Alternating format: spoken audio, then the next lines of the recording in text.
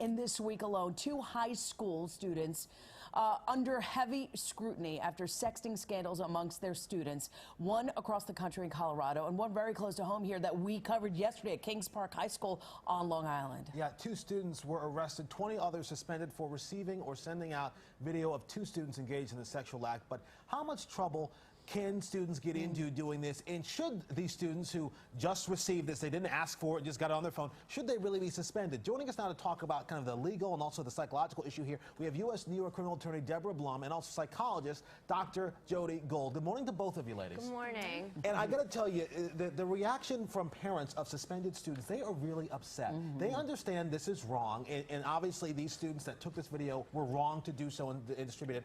But to kids that just got this thing on their phone, should they be punished? What do you think?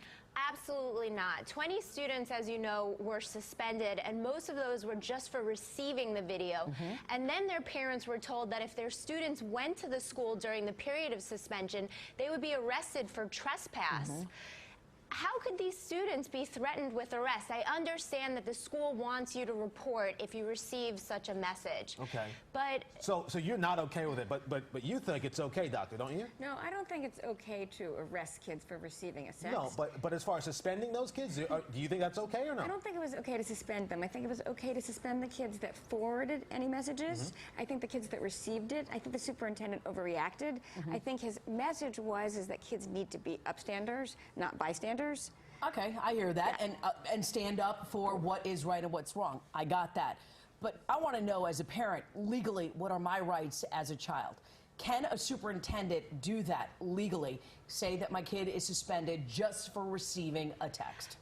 Or a video? In this instance, I believe that the answer is yes, because this school had a code of conduct that said that if you receive such a message, you have to report it to the school. Also, what I want to tell you is that there is other schools that were contacted as a result of this on Long Island, and those school boards put out a message saying parents are also now responsible. What do you think about that? And now they're culpable if their students don't carry out whatever is in the handbook. What do you think about that? Well, this is absolutely ridiculous. There are educational programs that could teach students about the appropriateness of text messaging, and that's what should be done here.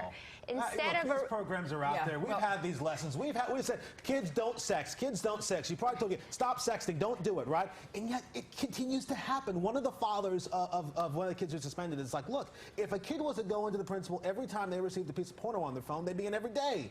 I mean, doctor, what's going on? Okay, that's a good point. It is very pervasive. Do you know that 30% of teenagers have received a sext, and that percent goes up every year as you get older? So sexting's become sort of a fabric of the way kids hook up and date. That's so disturbing. Well, what am I supposed to do if my kid's receiving sexting messages, illicit, weird photos? I mean, I get them, so I got to imagine my kids are getting them too. So tell me, what do I do, and what's the conversation I should be having? Well, the first you should be having a conversation before it happens, if that's possible, talking about what happens if you send a sext. Kids need to think about their digital footprint. They need to understand that their grandmothers can Google them, the NSA can Google them, their college boards can Google them. Right. They need to think about their digital footprint. This is kind of a problem for teenagers, right? Because they're very impulsive. They want to be happy, please other people, and so they put these sexts out there. But the problem is that here you have just 2 students who are charged with felonies that carry sex offender registration consequences. Wow. So laws that were enacted to protect teenagers and children from sexual predators are now being used against other teenagers and other kids. The reality is that the only thing that you can do ultimately is for the lawmakers to change the law, because law enforcers have to follow the law as it's written on the land. So I mean, ultimately, if you don't feel like the laws are fair, you got to kind of talk to lawmakers. And here's the deal: if you make one misstep these days, these poor kids live in a very, very brutal world. And one misstep could ruin their whole life, their whole career, their high school ambitions, their college ambitions, whatever they're meant to. And that's the conversation that I think parents need to make very clear. And that's why parents need to be involved. I think that's why the superintendents are saying parents need to be involved. Culpability. This is too much for the kids to take on by themselves. We obviously need to change the laws, but we have to talk more about sexting. Absolutely. Thank you guys for coming here. Great conversation. Nice to know the legalese and what we're protected against, and also emotionally, and what we have to do as parents to really supervise our children.